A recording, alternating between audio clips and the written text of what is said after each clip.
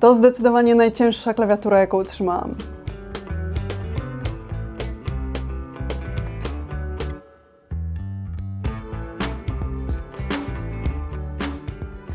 Po raz pierwszy mam u siebie mechanika, który posiada pianki akustyczne wewnątrz, dzięki czemu na takiej klawiaturze po prostu pisze się jeszcze bardziej miękko i płynnie. Jest tutaj też łączność z komputerem bez żadnych kabli, bez żadnych mikroopóźnień i z baterią na aż 180 godzin pracy. No i oto właśnie Keychron Q3 Max model, czyli model jeden z najdroższych i najbardziej topowych, ale o tym w dalszej części materiału. Keychron jest doskonale znanym producentem klawiatur mechanicznych, ponieważ też ich klawiatury mają ciekawy wygląd, a niektóre modele mają wręcz styl retro, taki starodawny w mojej ocenie. No i oczywiście te klawiatury mają topowe, najlepsze na rynku specyfikacje z najnowocześniejszymi switchami, ale nie tylko. Właśnie są takie zastosowane pianki akustyczne, bardzo pojemne akumulatory, co też wyróżnia właśnie ten model Q3 Max. Na start taka podstawowa chyba informacja, że model Q3 Max występuje jako wersja w pełni zamontowana, czyli ta, którą ja mam. No i też jest jeszcze wariant z bocznymi nadrukami na keycapach, czyli tych nakładkach na klawisze. Są też warianty różnych przełączników: Gatheron Red, Gatheron Brown i Gatheron Banana. Kolory też dwa, ale klasyczne, dlatego że jest to biała wersja i czarna. No i oczywiście te keycapy, które byście wybrali, czy te banana, czy te czerwone liniowe, czy na przykład właśnie brązowe, które są tutaj, no to oczywiście każdy wybierze indywidualnie takie, które mu pasują. Ja oczywiście na końcu filmu też opowiem trochę o tych przełącznikach. Natomiast taki feeling pisania na pewno już ktoś ma z Was jakieś tam własne doświadczenia, dlatego że mechaniki nie są oczywiście od pierwszego roku teraz na rynku, tylko takie mechaniki są już od wielu lat na rynku. Każdy na pewno ma swoje ulubione i wie, czy woli liniowe, czy takie bardziej właśnie, gdzie odczuwalny jest wyraźny klik, czyli na przykład tak jak w tych brązowych, które ja tutaj mam. Odpakowując klawiaturę też widać szybki przewodnik, który informuje o połączeniu klawiatury opcjonalnie poprzez odbiornik, który jest w zestawie, czyli wtedy mamy najlepszą pracę bezprzewodową, lub poprzez Bluetooth. No i oczywiście też można podłączyć tę klawiaturę normalnie poprzez przewód, który jest też w zestawie. Co więcej, ta klawiatura nadaje się do systemów macOS, czyli MacBooków, sprzętów od Apple'a, no i oczywiście standardowo pod Windowsa. I wtedy stosuje się kilka innych keycapów i właśnie tutaj Keychron daje do tego modelu te różne keycapy, czyli osobno pod Windowsa i osobno dostosowane pod system macOS. Jest też informacja o gniazdach Hot Swap, czyli tutaj są zamontowane one na płytce PCB, dzięki czemu można instalować lub wymieniać switche bez ich lutowania, czyli taka płytka PCB obsługuje zarówno 3-pinowe, jak i 5-pinowe switche mechaniczne MX. W zestawie dostajemy też przewód USB-C z pozłacanym wtykiem i podłącza się go po prostu do klawiatury z lewej górnej części, no i do komputera celem naładowania chociażby tej klawiatury, czy po prostu też używania jej na stałe po kablu. Jest też keycap puller do szybkiego wyciągania klawiszy, czyli tych nakładek na klawisze, wraz z śrubokrętem do rozkręcenia płyty klawiatury. No i co najważniejsze, sama zafoliowana klawiatura. Na samym początku materiału mówiłam, że klawiatura jest naprawdę ciężka. I jest to prawda. Mimo że jest to wersja, czyli taka bez bloku numerycznego, czyli mniejsza, no to mimo wszystko waga jest ogromna, aż 2 kg, sama klawiatura, wszystko poprzez jakość wykonania, ale także wnętrze tej klawiatury, dlatego że w środku oprócz tego znajduje się akumulator o pojemności aż 4 mAh, co wystarcza na około 180 godzin ciągłej pracy. Klawiatura też wykonana jest z aluminium, co dodatkowo zwiększa jej wagę. No i tutaj po prostu to aluminium jest z każdej strony klawiatury, nieważne czy jest to lewy bok, prawy, spód czy góra, wszystko jest to z aluminium. No i oczywiście takie aluminium też zwiększa dodatkowo wagę klawiatury, ale też dzięki temu nie przesuwa się ona po biurku, a sam wygląd jest tutaj bardzo klasyczny. Podświetlenie w tej klawiaturze jest bardzo delikatne, dlatego że nie znajdziemy tutaj takiego agresywnego podświetlenia typowo RGB do stanowisk. Jest oczywiście tutaj pełne podświetlenie do wszystkich klawiszy, które można dowoli konfigurować, natomiast nie jest to takie bardzo rzucające się podświetlenie w oczy, bardziej delikatne. Mimo ustawienia maksymalnej jasności po prostu widać te podświetlenie na płycie klawiatury pod każdym keycapem. Nie widać tego podświetlenia w przezroczystych keycapach, po prostu takich keycapów tutaj nie ma, więc żeby widzieć to podświetlenie dopiero na samym spodzie właśnie tego keycapa, czyli na płycie klawiatury można je po prostu dostrzec. Co do spodu klawiatury, no ona ma takie po prostu podwyższenia już, można powiedzieć, z fabryki, tak? Czyli widzimy, że ta klawiatura jest po prostu wysoka sama z siebie. Więc tutaj po prostu producent nie zastosował jakichś podwyższeń, podnośników, żeby ona była jeszcze wyżej. Tutaj po prostu zastosowano na tylnej części 4 takie okrągłe, antypoślizgowe ogumienia, żeby ta klawiatura jeszcze też dodatkowo nie przesuwała się po biurku. No jest to jakiś tam pozytywny dodatek, mimo że klawiatura sama w sobie jest tak ciężka, porządnie wykonana, no to jeszcze te gumowe antypoślizgi mają po prostu zapobiec jakiemukolwiek szansie tam jeszcze przesunięcia się po blacie. Z najważniejszych przycisków na tej klawiaturze, no to jest tutaj widoczny suwak. Na tym suwaku musimy ustawić G, jeśli chcemy używać klawiatury po odbiorniku, natomiast jest tutaj też opcja cable, no i oczywiście BT, czyli Bluetooth. Tutaj po prostu to przesuwacie za pomocą tego trybu, jakiego chcecie się podłączyć po prostu na tej klawiaturze. Drugi przycisk obok jest w zasadzie kluczowy, ale pewnie ustawicie go po prostu jednorazowo. Jeśli używacie Windowsa, no to przycisk Win, jeśli używacie MacBooka, systemu pod Apple'a, no to korzystacie tutaj na suwaku z opcji Mac. Kluczową kwestią wyboru tej klawiatury konkretnie wydaje mi się, że może być po prostu zastosowanie tej pianki, w zasadzie nie tylko jednej, ale nawet kilku, w tej klawiaturze, dlatego że naprawdę ta pianka akustyczna powoduje, że ta klawiatura jest tak cicha i po prostu te przyciski są bardzo miękkie. Nawet pisząc, mimo że są to switche klikające, no to po prostu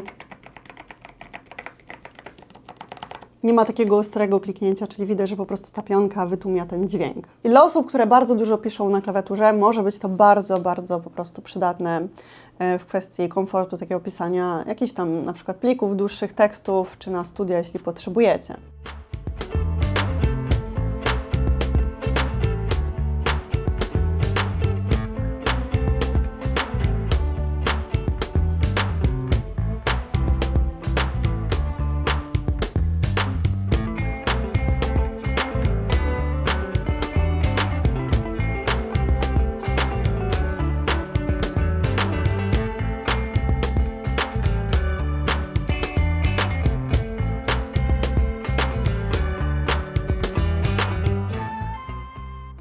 Chciałabym jeszcze odnieść się do kwestii opóźnień pisania czy grania na takiej klawiaturze. Wiadomo, że takie opóźnienia są najważniejsze, żeby się ich pozbyć jakkolwiek w grach, dlatego że liczy się tam wydajność oczywiście. No i na takiej klawiaturze najlepiej korzystać poprzez ten odbiornik, który jest w zestawie, więc po prostu nie macie tutaj opóźnień. Taka klawiatura działa na częstotliwości pulling rate 1000 Hz, 1 milisekunda raportowanie, więc bardzo, bardzo duża wydajność, mimo że jest to klawiatura bezprzewodowa. Nie doświadczycie tutaj po prostu żadnych mikroopóźnień. Natomiast jeśli podłączycie się na tej klawiaturze poprzez Bluetooth, no to niestety wydajność już jest gorsza. I sugerowałabym nie grać na Bluetooth, tylko zawsze poprzez odbiornik lub poprzez kabel. Natomiast Bluetooth jest opcją, jeśli chcecie pisać teksty, jakieś notatki, bo wtedy po prostu tego opóźnienia nie odczuwacie tak samo, jak może być to odczuwalne na przykład w bardzo wymagających grach. Spośród klawiszy też jest widoczne pokrętło, które można dowoli dostosować w aplikacji VIA. No jest to najczęściej po prostu zwiększanie czy zmniejszanie głośności jakiejś odtwarzanej muzyki, czy po prostu głośności w grze, którą w danym momencie gracie. Jednak oczywiście można to zmienić, jeśli chcecie, żeby na przykład te pokrętło służyło do czegoś innego, na przykład wybieranie klipów, zdjęć, odcienia, podświetlenia, jeśli pracujecie w jakiejś tam grafice, w jakichś aplikacjach pod grafikę, rozmiaru na przykład pędzla, głośności, nie wiem, jasności ekranu, wszystko można sobie dostosować w aplikacji VIA.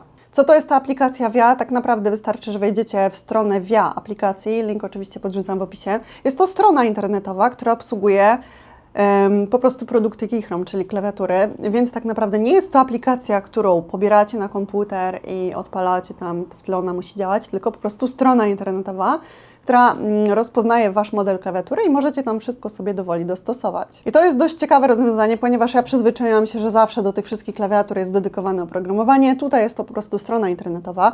Jednakże ja zauważyłam, na przykład tutaj była taka kwestia z tą klawiaturą, żeby to oprogramowanie po prostu na stronie internetowej VIA, żeby rozpoznało układ tych wszystkich klawiszy, które są akurat w tym modelu Q3 Max, trzeba pobrać plik ze strony producenta Keychron Q3 Max, przerzucić go właśnie na tej stronce do aplikacji i dopiero wtedy to wszystko jest rozpoznawalne i możecie tutaj dobierać setki konfiguracji pod tą klawiaturę.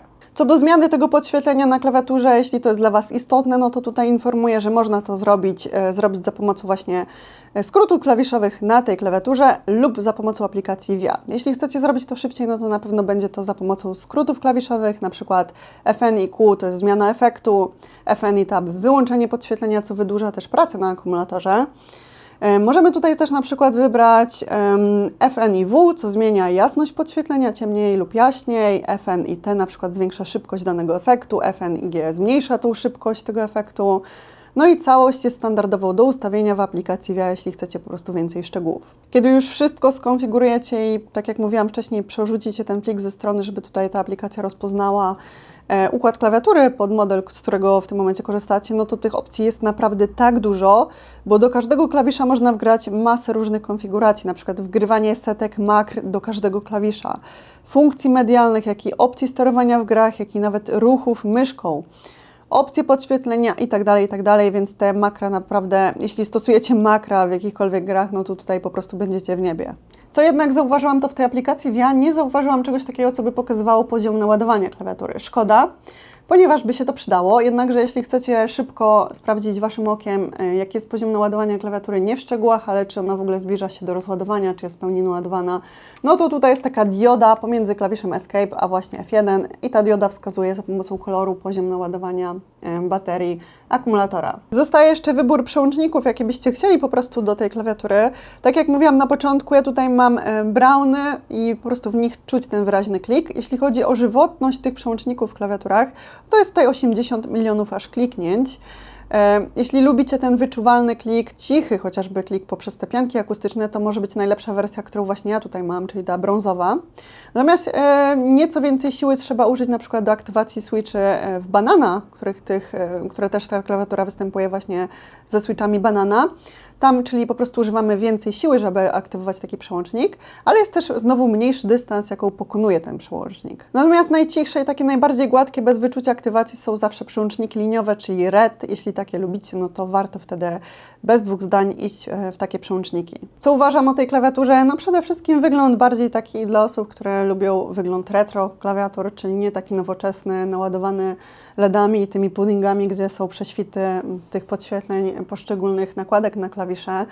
Dla osób, które na pewno dużo piszą, które oczekują cichych, miękkich przełączników, no i osób, które oczekują, żeby rzadko ładować taką klawiaturę, 180 godzin na jednym ładowaniu, ciężko będzie szybko rozładować po prostu tą klawiaturę. Klawiatura też do tanich nie należy, ponieważ ponad aż 1000 zł. Ja odsyłam do strony Keychron Poland, gdzie można zamówić sobie tą klawiaturę w różnych wariantach.